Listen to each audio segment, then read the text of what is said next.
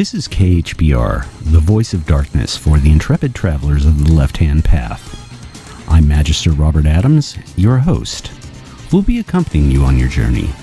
So get ready, sit back, relax, and prepare to Kefir and remanifest. Welcome to KHPR, the voice of darkness, the show that takes an in-depth look at the left-hand path. I'm Magister Robert Adams, your host, and today we'll be taking a look at music from a left-hand path perspective. With me today is Priest Andrew Keller and Priest James Elliott. Welcome. Welcome. Thanks for having us. Thank you very much for having me. Now, for people within the Temple of Set, music is very important because we use it to sort of set the stage for workings, and it's very useful in setting the space. And the two of you in particular came up with the Black Muse element that works with music. So why don't, whichever one of you wants to start off first, tell us a little bit about what the Black Muse element is and why it was created in the first place. Okay. There was a gap in the temple where we had lots and lots of wonderful music being created, but there was no central focus for it. So the idea was to bring it and give it a stronger channel rather than just individuals bringing in their music ad hoc and saying, here's my music, have a listen to it. We would give it an official channel. Plus, the whole idea of studying music in relation to magic is the sort of main backbone of the Black Muse element. And just so we keep everyone straight, that was Priest Elliott speaking there. And he's actually with us from Ireland at the moment. The sponsor of the element is Priest Keller. Within the temple, we focus on the black flame quite a bit as the central sort of inspirational spark for us. Now, how would you relate the Black Muse to the black flame? Well, I think the relation is pretty direct, at least in the way that I conceived it when James approached me with the idea of sponsoring this element. The creative act is, in and of itself, a recreation of what we call the gift of Set within the temple, the gift of self-awareness and self-directed consciousness. By creating any form of art, whether it be music, visual art, film, etc., we're basically exercising that faculty that is uniquely human, that we can turn it into something that allows us to become even more than human. We bring things into being that otherwise have no existence or meaning, and we give them meaning, and we create a space for their existence. So to me, this was a very natural pairing of magical technology that I've used on my own for many years, even prior to joining the temple, and to give it a unique voice within the temple. As Priest Elliott said, there had been a lot of going on at an individual level within the temple, people creating music that had, some of which had Setian themes, some of which generally would be darker but not necessarily Setian. The intention was that we would start approaching what would make a uniquely Setian music, which relates very strongly to the music that the Black Muse has created as a group, which Priest Elliott will be talking about a little bit later. Okay. Now, this is one of the things to me when I was first reading about how you created the music. It was something that seemed totally alien, yet it was amazingly ingenious. So could you tell our listeners how the music of the Black Muse is created?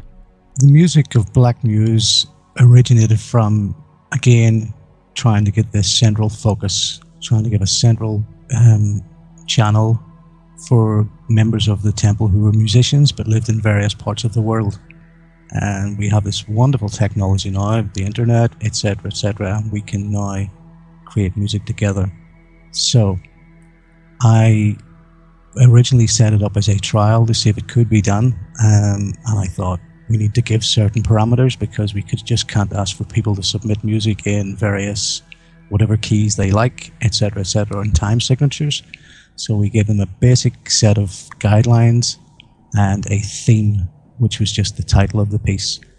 and it was a pure experiment to see how it would work. But in theory, it should work, because if everyone is working to the same time signature, the same key, and the same tempo, in theory, they should all fit together. And the wonderful thing about it is we have no idea how it's going to sound, because the people who are participating in each piece are totally unaware of who else is participating. Well, they have a rough idea, but they're not exactly sure of who is participating and what they will be participating, so what they will actually be submitting.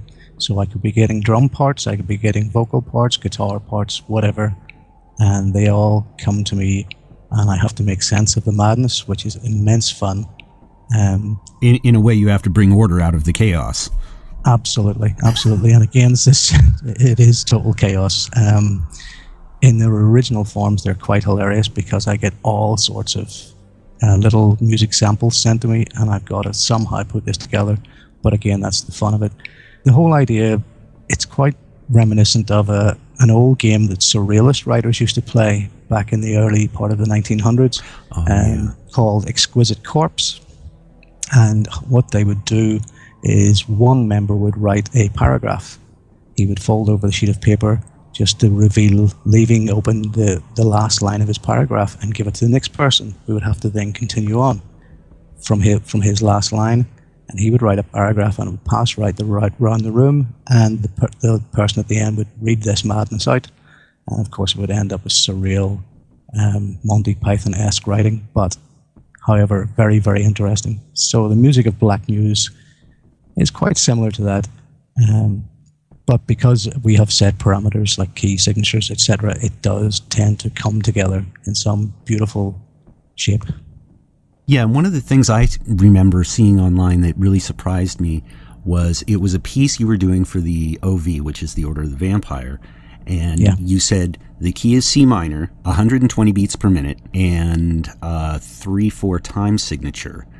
And, you know, I was just kind of amazed thinking about that, because, you know, from what I know about music, you know, within C minor, you could do a 1-4-5 chord progression, a 2-7-1 chord progression.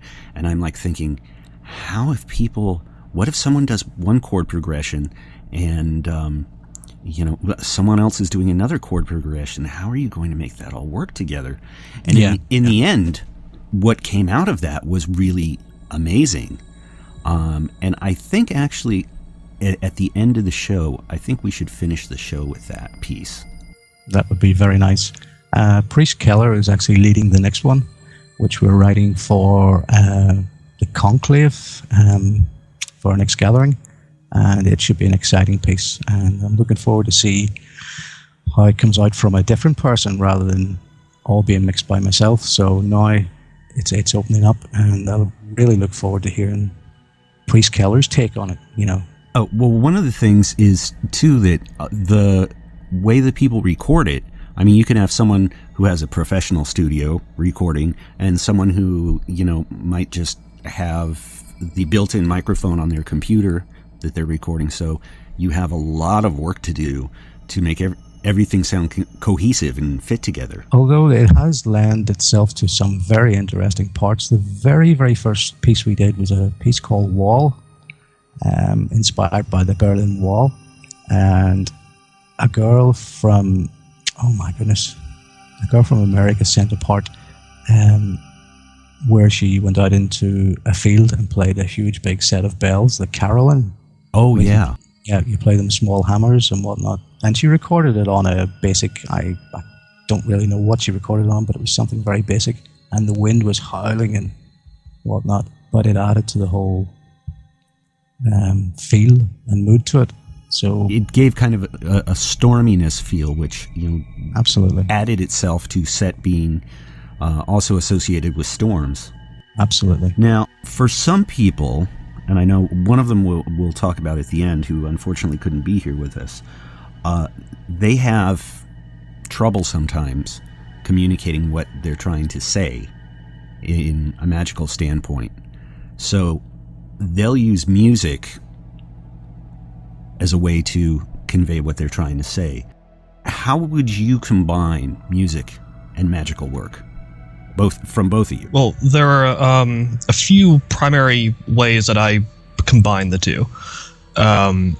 One that I alluded to earlier is the utilization of the creative act as a spur for self-transformation, reenacting the ultimate act of creation of the human psyche, or the possibility of the human psyche.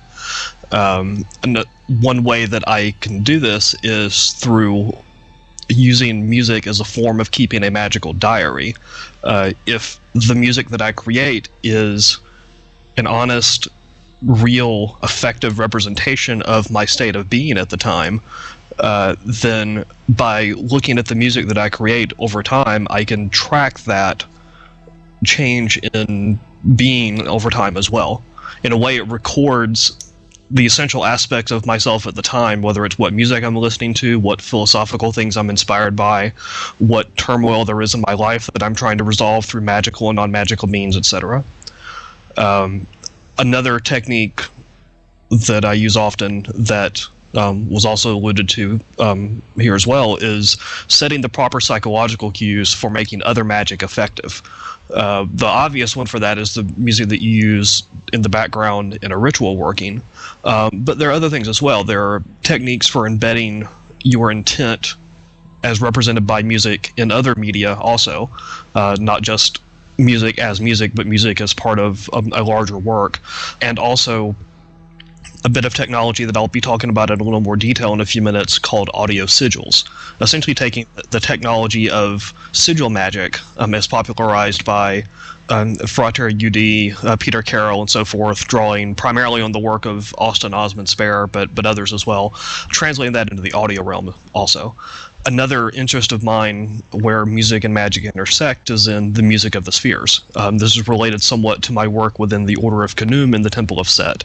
The Order of Khnum is something of the philosophy department of the temple, attempting to take philosophy and recreate it in its original sense as itself an initiatory transformative discipline, and not just a study of knowledge of just what someone else said. It's actually forming your own philosophical ideas. But where the music of the spheres dovetails with that is because of its relation to the Pythagoreans and this revival in the Neoplatonic ideas in the early and late Middle Ages. And I'm very interested in where that sort of study and actual science coincide, which happens a lot, actually, particularly in the early Enlightenment era in European thought. One of the prime examples there is the work of Johannes Kepler, where by his conception of the music of the spheres, that is the cosmos as having a tuning that arises from the interrelation between the various moving parts of it, this actually provided him with certain insights that turned into, among other things, his 3 laws of planetary motion, which form the basis of modern astronomy. So what we have here is someone who has taken a medium built around the interrelations between data, which is essentially what music is. Music exists in terms of its interrelations with other notes that you're playing, whether it's harmony or chords or so forth. And so by doing this, he gains a greater insight into these data interrelations that provide real solutions to real problems. So when I'm looking at music as a magical technology, I'm very much interested in the real applications that can come out of it, more than just the basic of setting the mood or something like that. Those can be important in my work, but I'm much more interested in what it can actually lead to that I can make real within the world of horrors as well. Interesting. And Priest Elliot, if you could give your take on how you use music in your magical work. Well, a lot can be derived from, can be seen from the music you listen to, from how you approach music, can be so storytelling, as in to the person you are and the person you're developing into. Going through the process of becoming a good musician, it is important to appreciate all styles of music, which we then can take into the greater world, where we realize that everyone is an individual, everyone is different, and we shouldn't set our own preconditions on how other people should be. And we do have that. We do set preconditions in music. We have a set This is how I think music should be. Mm-hmm. Outlook, and when in fact we should just appreciate it for what it is. They're individual pieces of art coming from people, and thank goodness they're not all the same. Otherwise it would be a very dull musical world. And taking that philosophy out into the world is is something that I want to push from the Black Muse element out into the wider temple and out into the greater world. And that's actually something that's a good point, is you are taking some of the music of the Black Muse element and making it available to the public.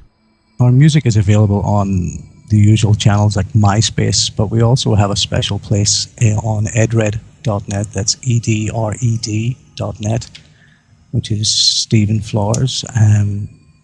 That's a Systems Flowers site, which is a brilliant site, and we use it just as our own specific way of channel for people who want to purchase music of the Black Muse.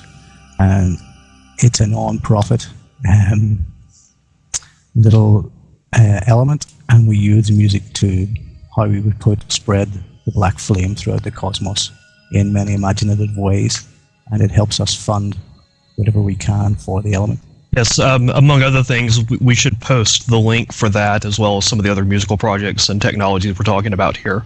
Perhaps we can post those as on the webpage for this podcast, rather than trying to read off the URLs. Yeah, because that gets kind of tedious. Yeah, and actually I can post that within the show notes too, so anyone who downloads this through iTunes or whatever pod feeder, podcatcher they use, will be able to see those links as well.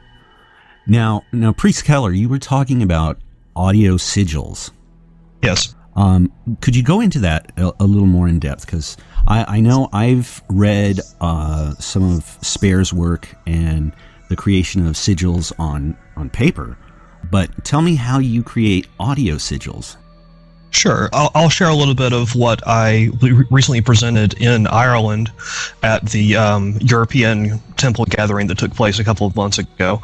And for those of you within the Temple, this is also published within the Proceedings of the Euroclave, which was recently released by another adept from that area. The basic idea behind audio sigils, and I prefer to use the term audio sigils instead of musical sigils, for reasons that I'll be touching on here, is as humans, we're used to matching sounds to their physical sources. This was essentially the only way you could hear music until the invention of speakers or recording devices. You simply could not experience a sound that you did not personally witness, or at least were in close enough proximity to, in order to experience its effects. Right. So audio sigilization is somewhat of an extension of this. The basic behind the work is to divorce sounds from their origin in order to obscure their source, but not to completely eliminate it. This is a distilling down of the sound to its essentials, while it's still somewhat recognizable subconsciously. Now, the point behind audio sigils versus musical sigils is not to make music. Just like with traditional sigils, they don't derive their power from their artistic achievement. The audio sigils don't derive their power from their musical nature either. Now, of course, they can turn into music in various clever ways. For example, in my Solstice Variations works, and other work that's been done by those within the Temple. But generally, you don't have to be able to hum to it in order for it to be effective as a sigil. So similarly to the way one would cross out the repeated letters in a sentence, different computerized tools, such as Audacity with different plugins, a tool called Spear, etc., can be used to extract out portions of the sound as audio, as from its component audio wave, so that the essence of what was going on with the sound is still there, but it's no more recognizable as its original sound. Of course, techniques such as speeding up, slowing down, pitch transposition, various things can also be done to it as well to further obscure what's really being stated as the intent behind the recorded sound. And this can be used to distill it down to a succinct representation of the intent, similar to what a sigil would be in the end, a visual sigil in the traditional sense. As far as techniques for banishing these, once they've been implanted into the subconscious, the two techniques that seem to work best in my experience are to employ extreme volume with headphones. If you listen to it at ear-splitting volume, you are, among other things, you're causing various psychological changes in awareness as part of that. Because of the way that different sounds and pitches cause specific sections of neurons in the brain to fire, you are, by overloading them with information in this fashion, you are getting as many of them to fire as possible as once, thereby kind of implanting this into your subconscious in as many different ways as possible. Another way, which again has an analog with the traditional banishing methods with sigils, is to subsume it into the background.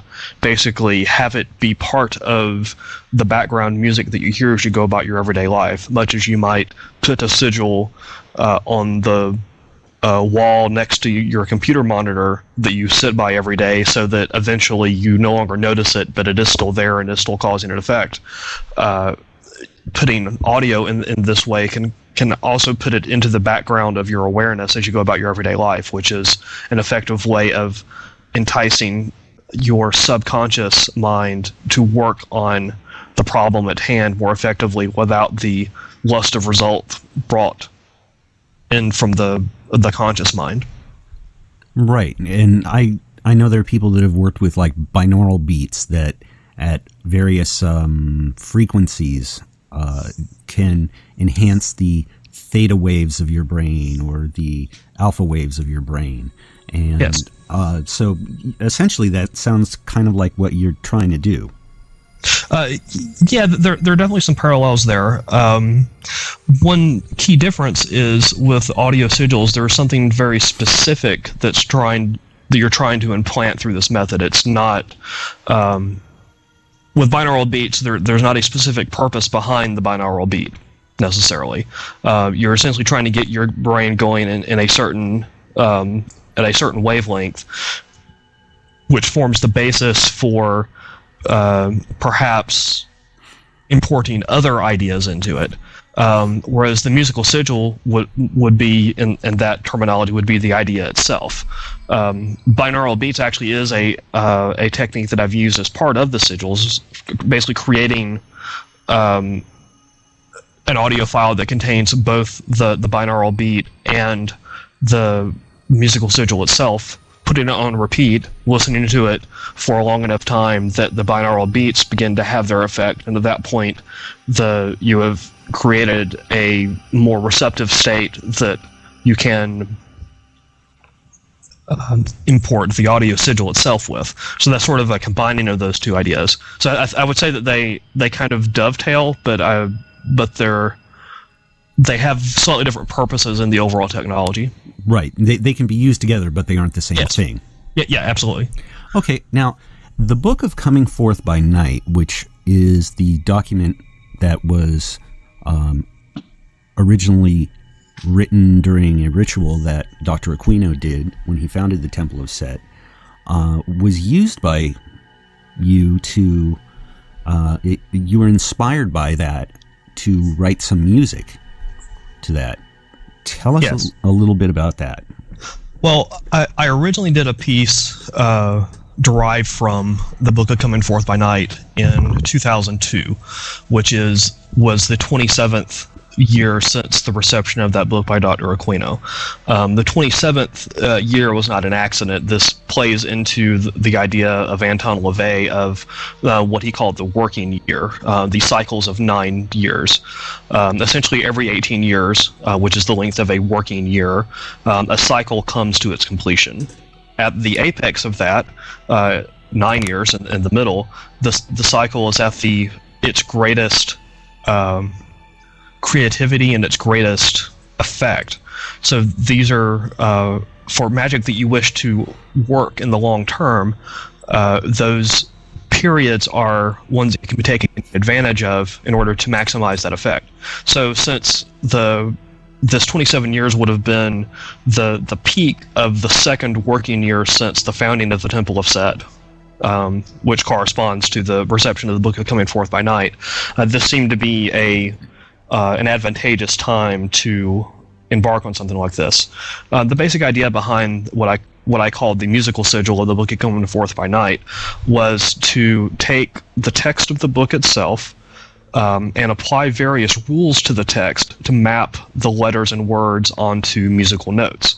The original technique I used for that was to essentially take wherever the letters A through G appeared in the text to play that corresponding note. And where a letter not A through G appeared, or punctuation or any other mark, to increase the length of the previous note proportionally. So by using those two together, we essentially have notes and rhythm. And when you have notes and rhythm, you have music. So this provided a basis for constructing music out of the notes that still had the same ebb and flow as the original text itself, and embodied something of that ebb and flow in a different medium to give one a different way to experience the text.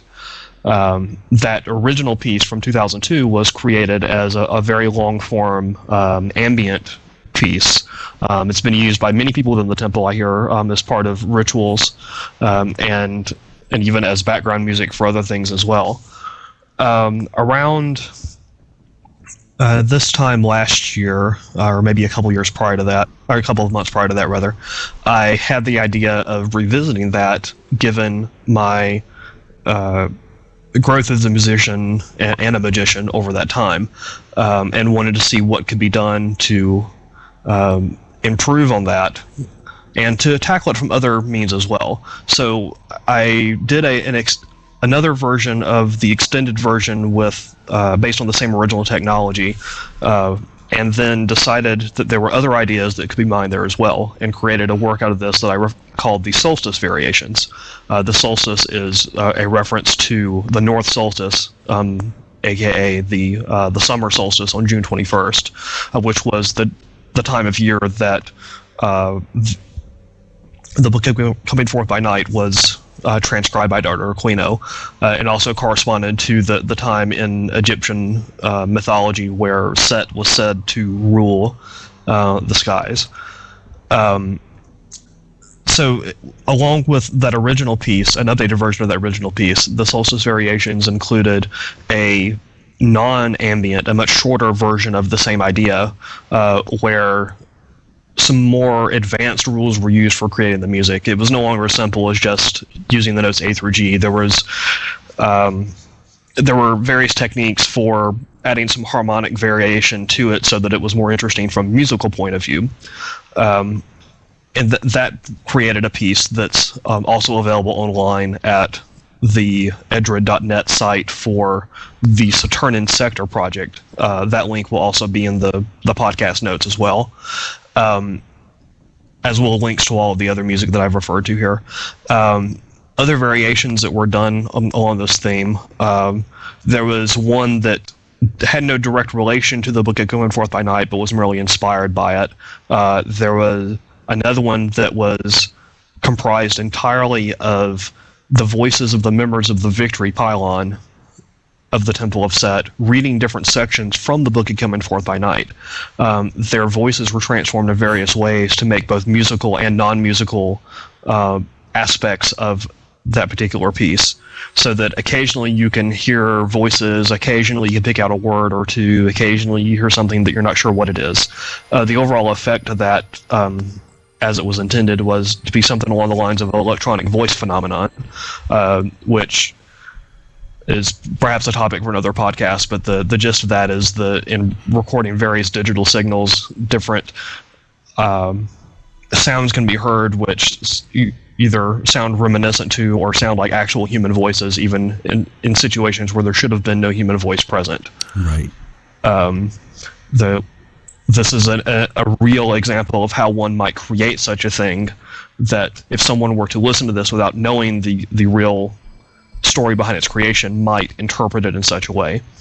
And And then there was the fourth variation on the solstice there was created based off of the numerology that's implied within the book of Coming Forth by Night. What I mean by the numerology is there are several things about the structure of the book that that go in cycles and build on each other. Different rhythms, different years, and other numbers that are referenced. For example, 1904 was referenced a couple of times, 1975 was referenced a couple of times. Those have various relations to the Aeon of Horus and the Aeon of Set, respectively. 1966, the founding of the Church of Satan, and so forth. So basically by taking that and using those as the basis for either notes or rhythms of both, another piece was created that's not just inspired by the Book of Coming Forth by Night, but actually has a direct relation to it, and that reflects the structure of it, so that you could say that if Set wrote the Book of Coming Forth by Night as interpreted by Michael Aquino, this is essentially a translation of the different aspects of that into music, so that the music is essentially also written by Set, as it were. Right. Yeah, like there's been people who've translated the Book of Coming Forth by Night from English into German, into Spanish, into Finnish, and you just basically translated it into music. Yes. And as with any translation, the literal translation of anything, whether it's a magical text or not, is rarely sufficient. There has to be a certain amount of insight on the part of the translator in order to really capture the essence of the original in the new form that it's being given. And that was my intent all along, to try to do essentially a musical interpretation of how I understand it. So it contains both the original book and it contains part of me as well, but the melding of the two into something that transcends myself only because of the origin of the source material. Mm-hmm. Interesting. Now, there's someone that I really wish we could have gotten on the show today, but he wasn't available. But he has written some inspired works as well. And that's Eric Kaushin, who started, I think it was somewhere around 15 years ago, with the Symphony of the Nine Angles, which he was trying to understand what the nine angles were. And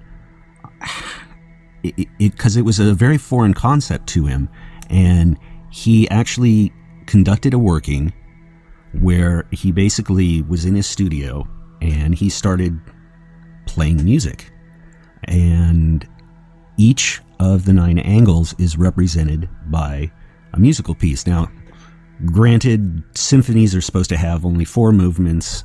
There are a few cases where there have been 3 movements, but he didn't let it get in the way of his idea, and he came up with the Symphony of the Nine Angles. And then the next release he did was the Vampiric Suite, which was actually, each of the pieces in that was inspired by one of the members of the Order of the Vampire. And then he decided to start getting a little experimental, and he released the Gothic Choir, which was inspired by H.P. Lovecraft. And that piece, actually, what's interesting is there's absolutely no instruments he used in that. That was all his voice. And then he decided to take it another step further and released The True Sounds of Relia, which was recently released. And that is an hour-long piece that is essentially a sort of ambient background. It's kind of like Lustmord, only much thicker sounding. And I will put links to that, because that's also, those are available through iTunes and through Amazon.com right now. Well, I think this has been a really interesting discussion that we've had, and I hope that our listeners we'll gain something from this. Now, something interesting happened last week is I actually received an email from a listener who is not a member of the Temple of Set, but had some questions, and I thought it would be kind of interesting to run this. Let me read the email, and we can all go through and answer the questions, because he has 3 questions here. He says, I've recently discovered your podcast, KHPR, and had a few questions for you about the Temple of Set. Would you be willing to address some of these in future podcasts? Okay, that's the first question, technically, so yes, we will. His first question is, how rigorous is the entrance process for Temple members? Should I plan on waiting hours, days, or weeks before my application is processed? Okay, well, I'll take this one, since I used to be the assistant executive director. There are, if you go to Keffer.org, and that's xeper.org, you can find our general information letter that tells you about the Temple of Set. It also has an application that we ask you to fill out. And, rule number 1 is you have to be 18 or older. No exceptions to that, because we want you to be mature enough to understand the religion that you're getting involved with, and to be able to initiatorily self-transform yourself.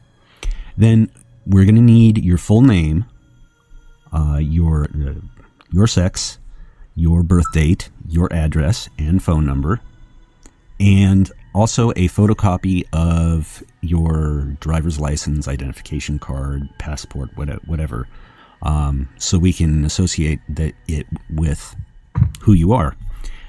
There's also a check for $80, or you can include your credit card information for that.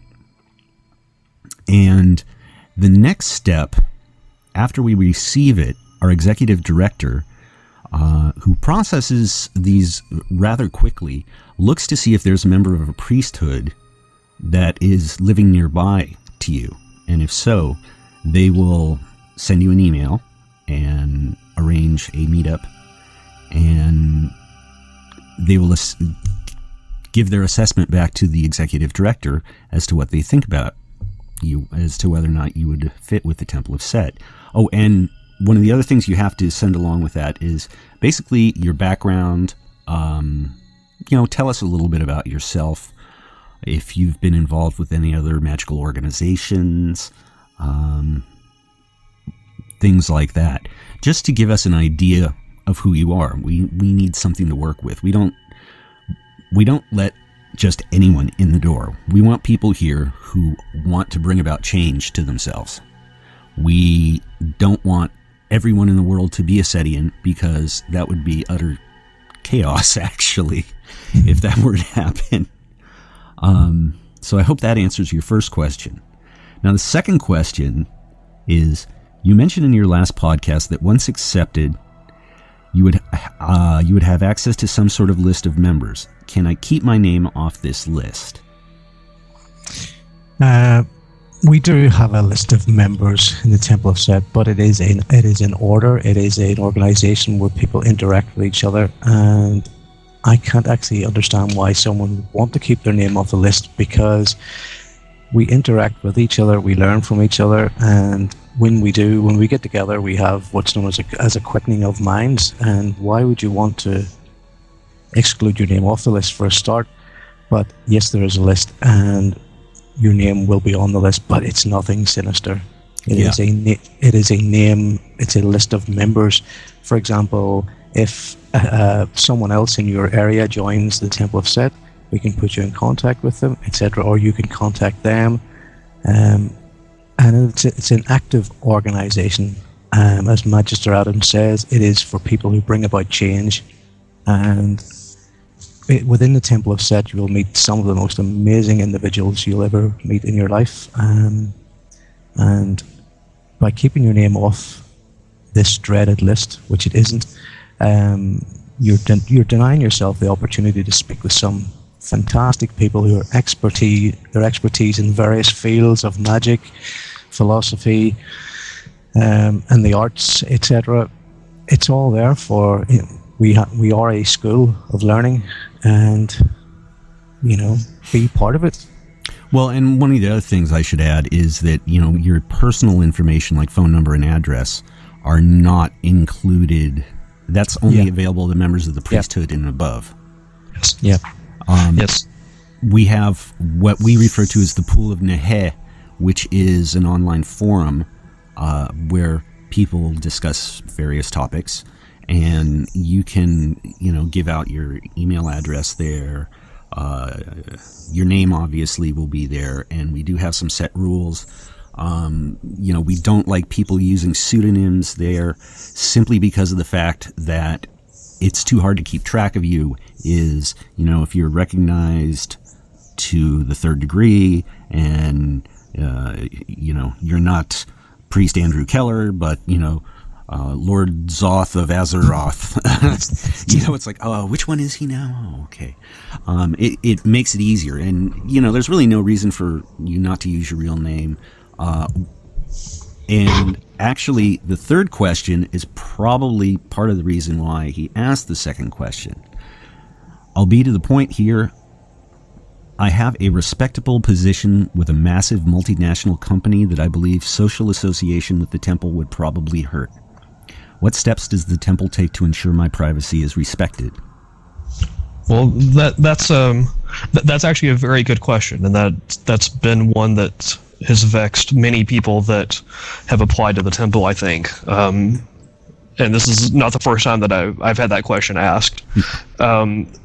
It's fairly simple. As Magister Adams said, there is an optional but highly recommended list by which you can share your willingness to talk with other Setians. That would only include access to you through the Pool of Nehe. You don't have to actually give out your real email address or real address or anything else as part of that unless you choose to. The full information for all Setians, name, address, telephone number, that sort of thing, is available to all members of the priesthood of Set, who are required as part of their office of priest to protect that information. It's only ever shared through encrypted PDF files that only the priesthood have access to the key for, and if it's printed out, members of the priesthood are required to protect that information under lock and key at all times. We take the privacy of our members extremely seriously. During the 9 years that I've been in the temple now, I do not know of any leak of that sort of information that has occurred because it is so sensitive, and we all have a vested interest in ensuring that the privacy of not only ourselves but the rest of our members is protected. The list of members and information is protected by the executive director through a database that he maintains that's accessible only to him and a couple of other members of the temple's executive body.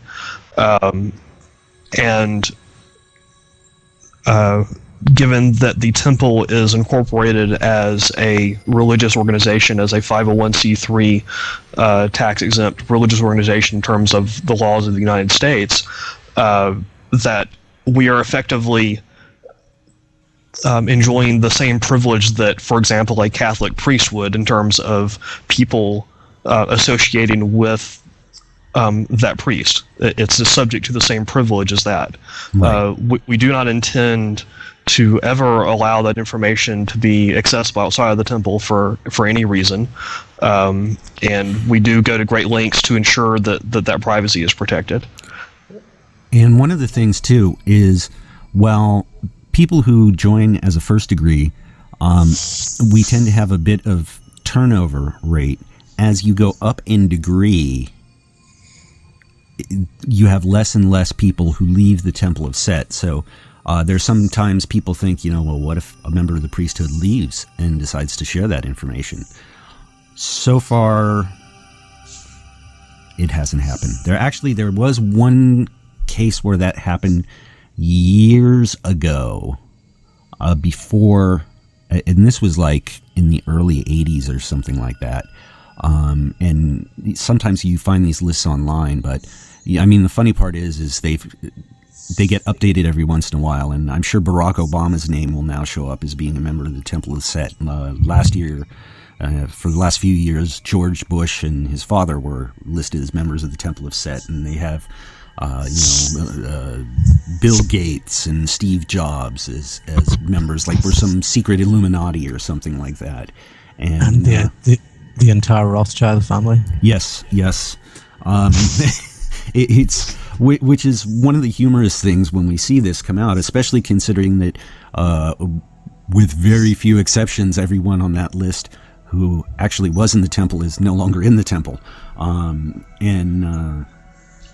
so that's really not something that you have to worry about. We're much more able to protect our information of our members now.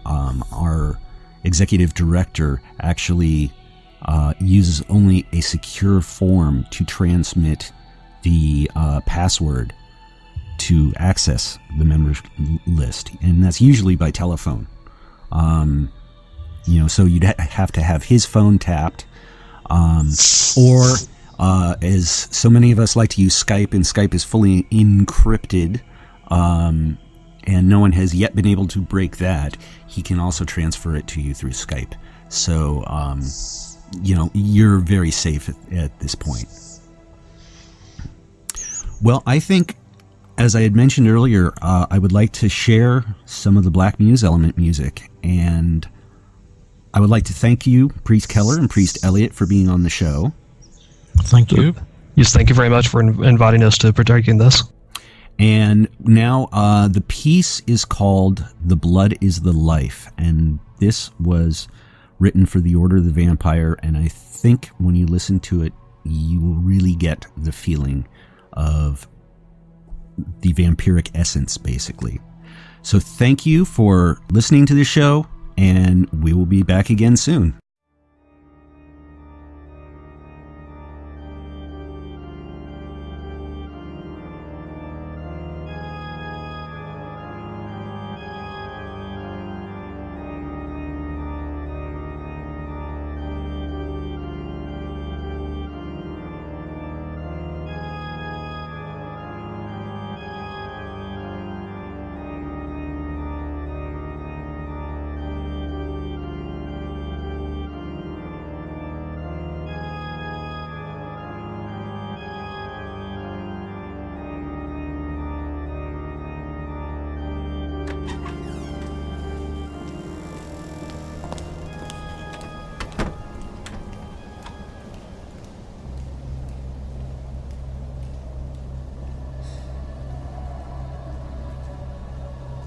The blood is the life.